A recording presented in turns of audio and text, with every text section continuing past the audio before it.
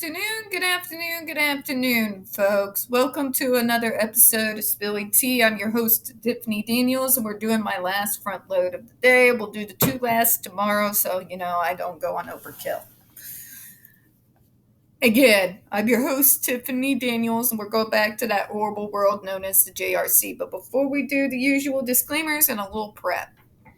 Congratulate me, folks. I have managed to not look once at my Twitter TL before jumping on here. It's probably a good thing, right? Yeah. All right. Now, we're getting ready to go into warehousing. What is warehousing, folks? Warehousing is a particular type is when an agency simply just does food, clothing, and shelter. Basically like an apartment in real life, right? It's an absence of treatment programs or any of these types of programs, person-centered planning, all of that, right? The common tropes that people like Dr. Matthew Israel like to say, but there's no programs involved. They're not learning anything. They're not being treated for their behaviors. They're just put on medication and allowed to run wild. And he levels it at group homes.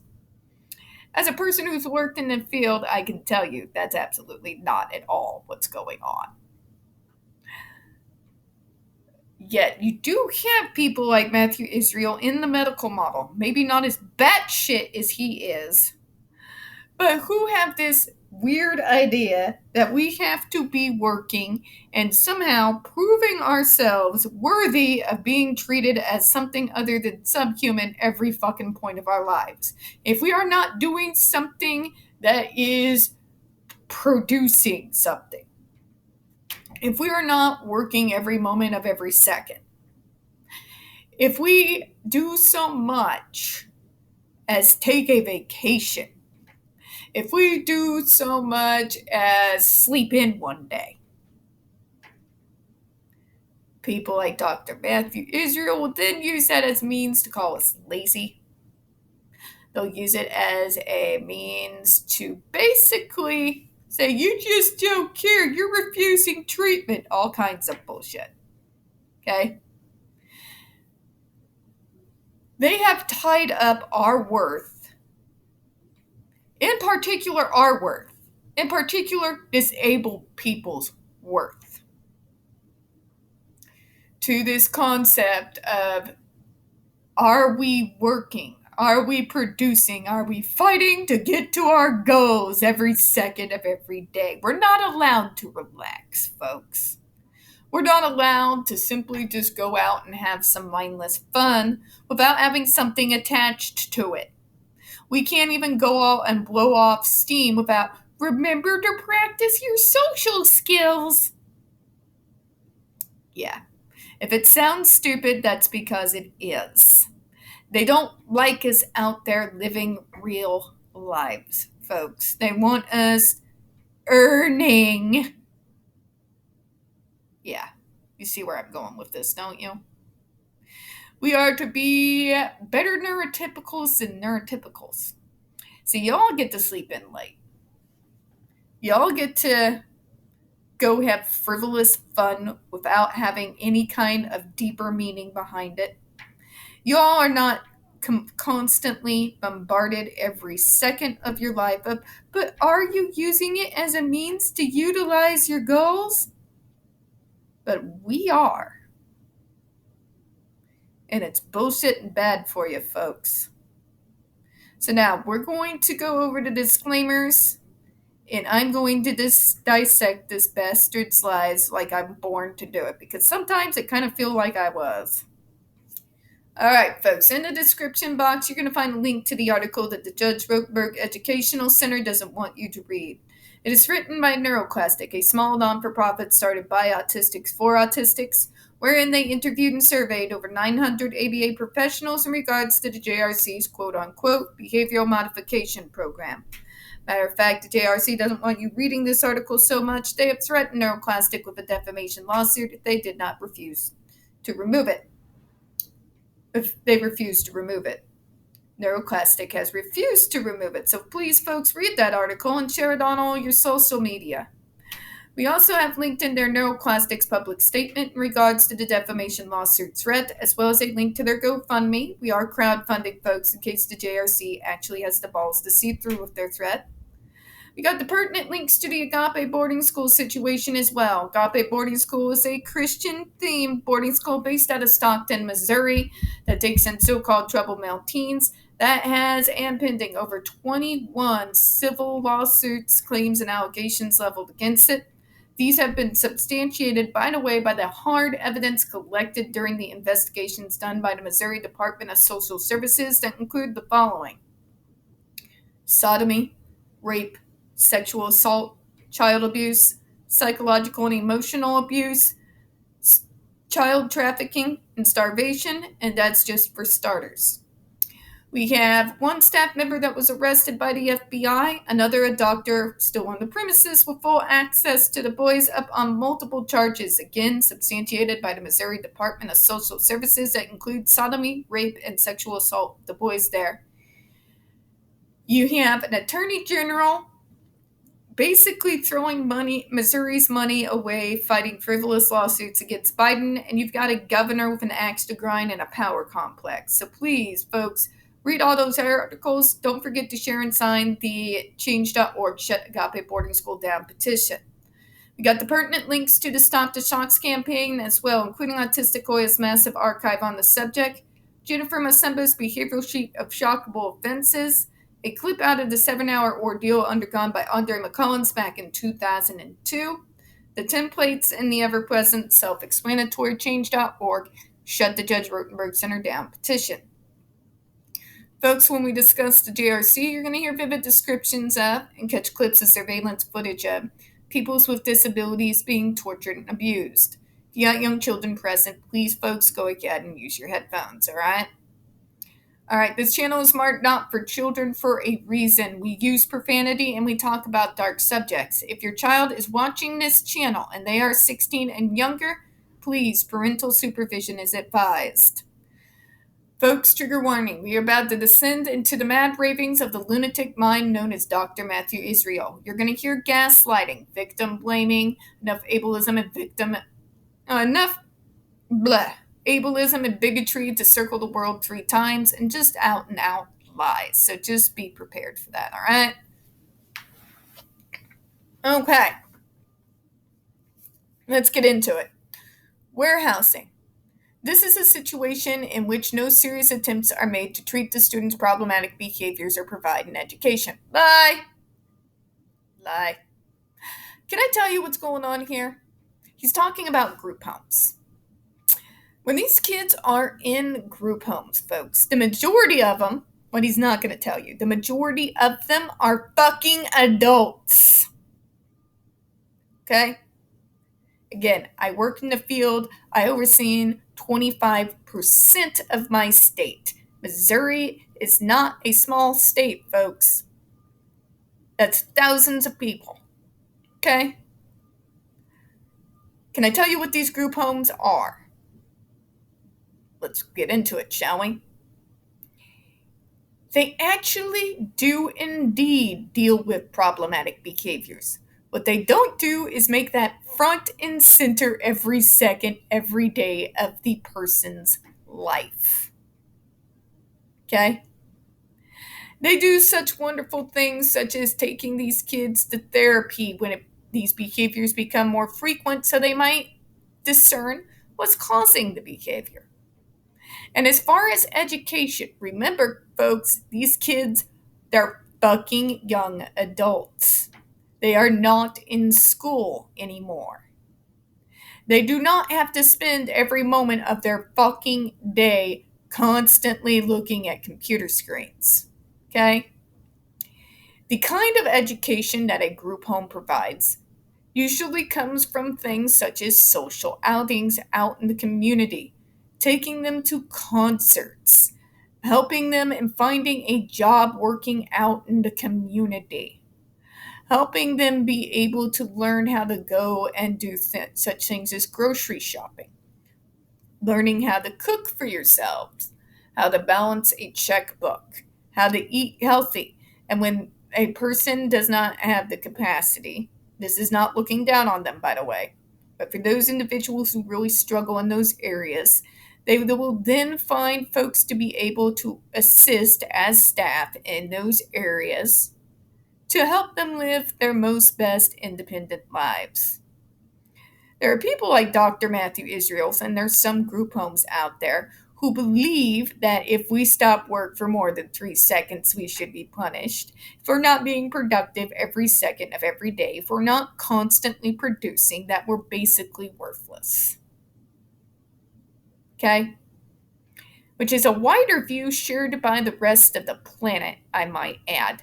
See, disabled people, regardless of if it's neurodevelopmental, whether it's learning disabilities or it's a physical disability, our situation is particularly unique as our whole worth, according to society, is built around the idea of, can we produce? Will we help circulate money out in the community?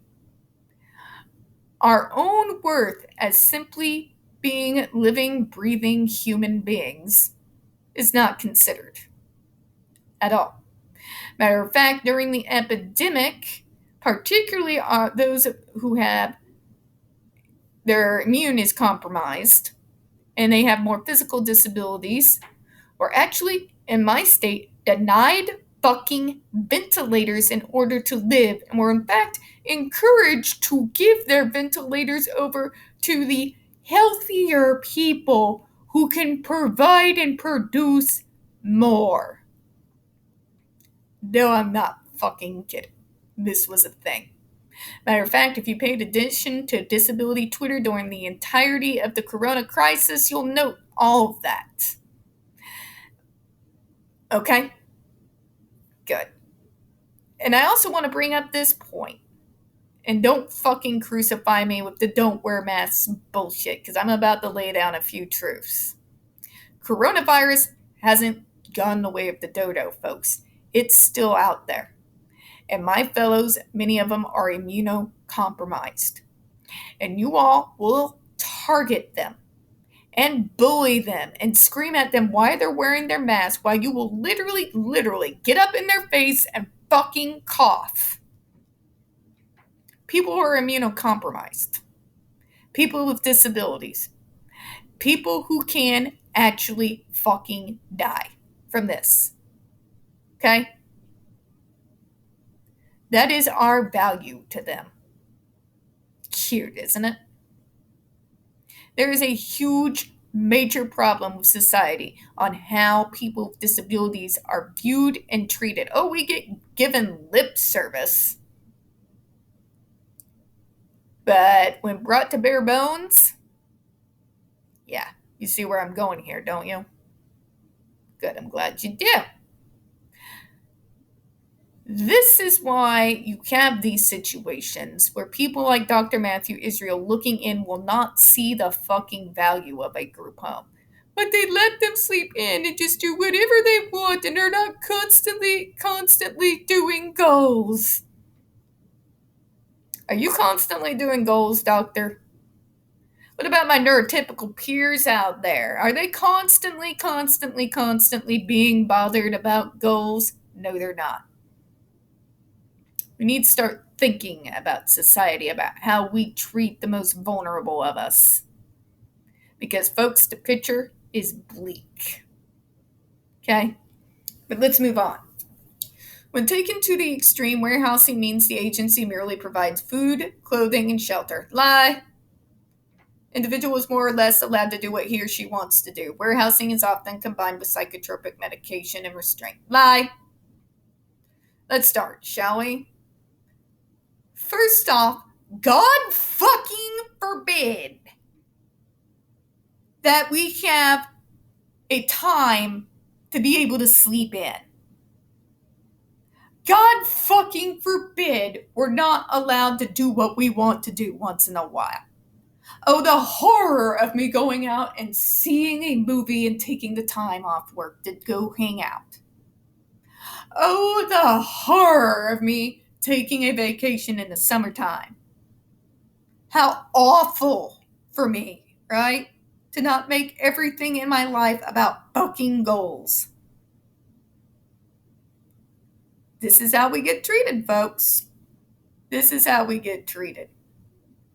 God forbid we, as adults, be allowed to do what we want to do, just like the neurotypicals and everybody else out there in the fucking world. You don't see neurotypicals having to justify doing everything that they do, but we do. We have to justify it to you people. Do you see why we're tired?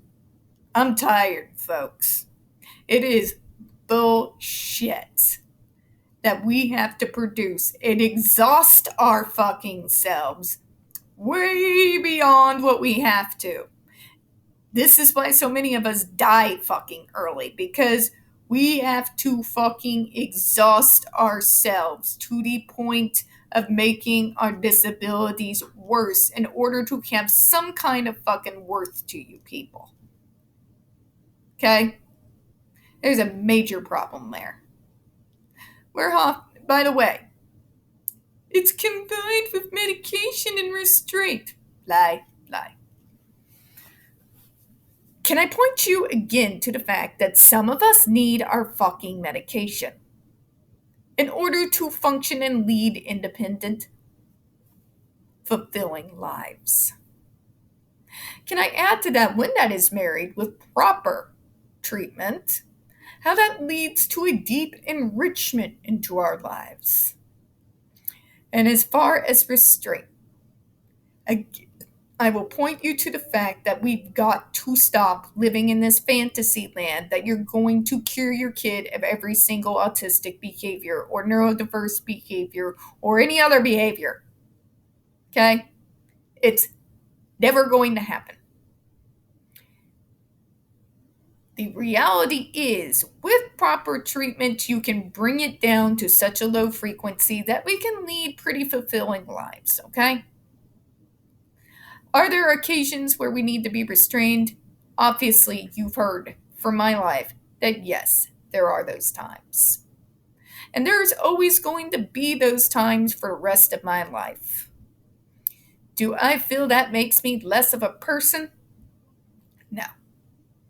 Does that mean I feel like they have the right to talk to me like I'm an unintelligent 6-year-old? No.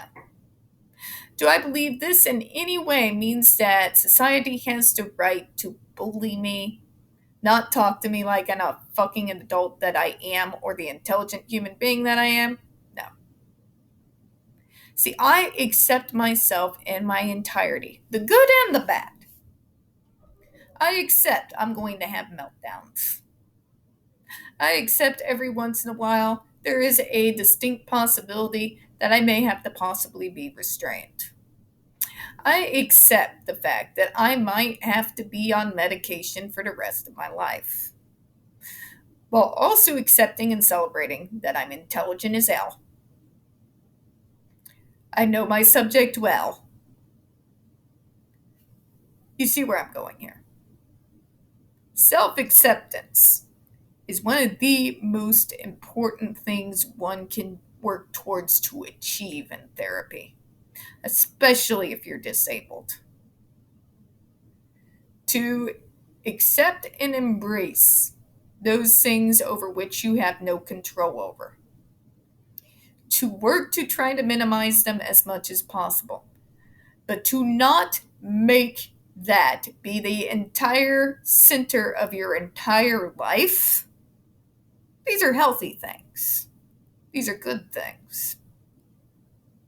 Dr. Matthew Israel wants you to believe that you have to basically work yourself beyond the point of exhaustion to the point that you burn out and can possibly die early. Not many autistics get to see the age of 40, folks. You want to know why? Because due to this type of behavior towards us disabled, we burn out young. Burnout causes real physical repercussions. It can lead to heart trouble, increased blood pressure. It can actually add to more physical ailments than the medication I'm taking at the moment, and are actually more likely to harm me because not everything medications warn against is actually going to occur to me or happen to me. Warehousing, when it's actually being used and not to the bullshit he's alluding to and lying about, is a little like this.